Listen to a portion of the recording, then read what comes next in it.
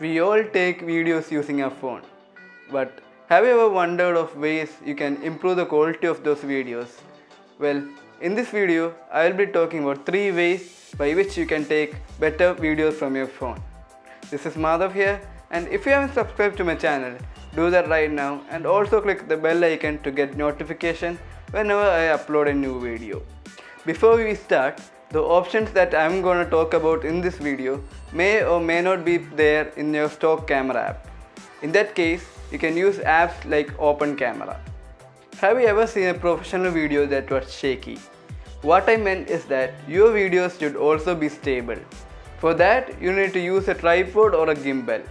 If you don't have one, you can also use OIS or optical image stabilization. It will stabilize your videos to a great extent.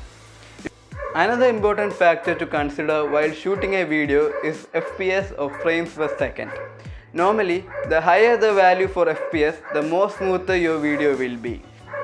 Shooting in high FPS also allows you to slow down these videos later if you want to. So use the highest FPS value possible. The last and the final step, post-editing. Everyone edits the photos they take, but how often do you edit the videos?